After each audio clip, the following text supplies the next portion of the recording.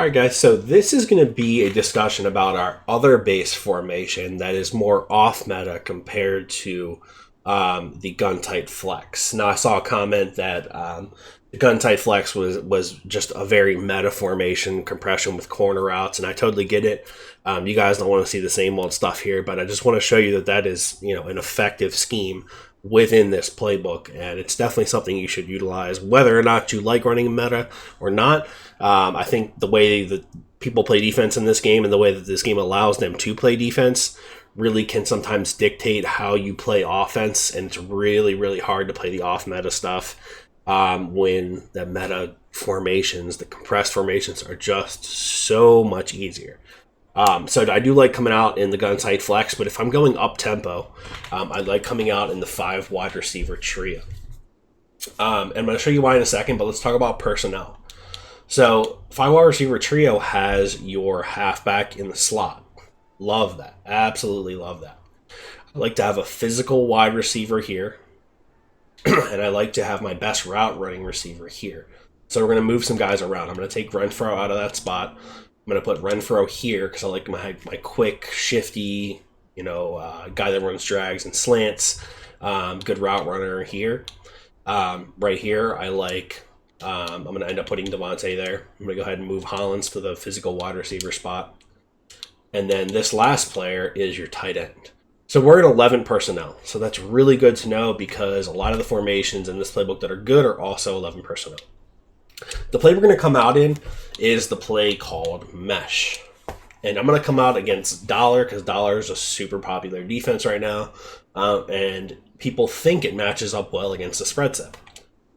So I'm going to go ahead and just set up the defense. People just press, pretty much all it is. You'll notice that this play has these two guys tucked in tighter. If I were to go to one of the other plays in this formation, like this, I believe this is like a flanker dig or something like that, they're spread out. But if I go back to this, in Mesh, they're here. Now, there's something else that you should notice about this formation, too, is that this is an auto motion drag. Now, auto motion plays, auto motion routes, typically don't get pressed in Madden. So that's another good thing for us. Now let's take a look at the positioning of the players who's guarding who. So this guy is guarding our slot receiver, our physical guy on the left. He's not going to press. This corner route will not get pressed. And then this tight end route forces the user to pay attention to that route. They have to guard that. If they don't guard that, I can just put a streak out there and that'll be a touchdown. But we're going to leave it as is. Now, there's a couple ways you can run this. I typically like to actually get rid of the auto motion, and I'm going to show you why right now. I want you to pay attention to this player right here and how he moves once the ball is snapped with the auto motion. So look at how close he plays that corner route.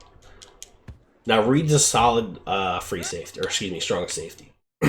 But he almost cheats this route so hard that you can't even throw it. I mean, he's already playing outside leverage at the snap.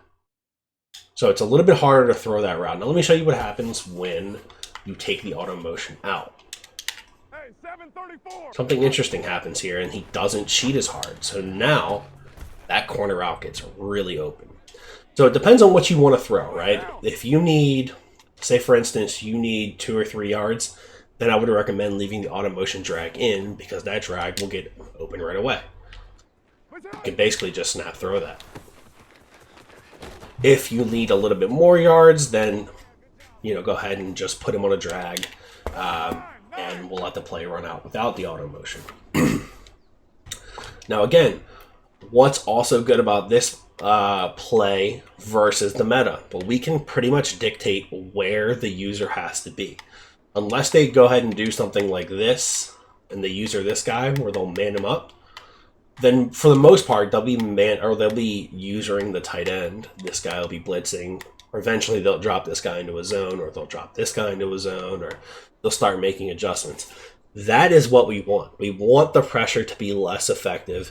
We want them to take guys out of the blitz to make, to give us more time in the pocket. Now, all I really do protection-wise especially against spinner, because I don't have a halfback to block, I don't have a tight end to block. I'll just slide protect to the left. The reason I'm slide protecting left and not right is because it's easier for this left tackle to identify and pick up this left blitzing slot corner. It's a lot harder for this right tackle to identify and pick up this outside right corner because he's further out. Remember the lesson we learned from gun tight flex with the compression. It's easier for the linemen to locate blitzers that are closer to them.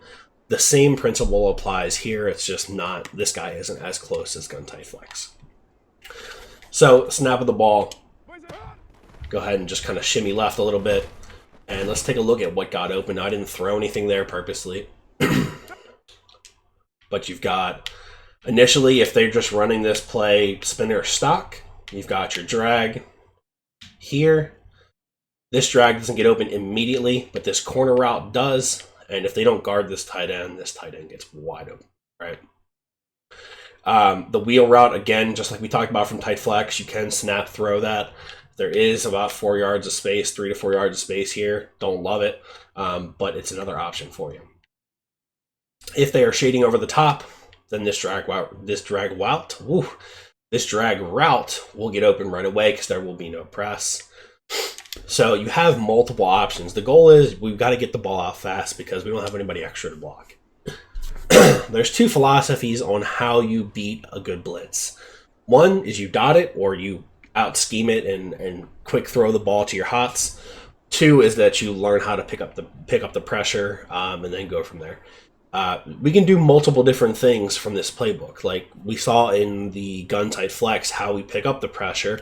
In this formation, we're actually going to dot the pressure.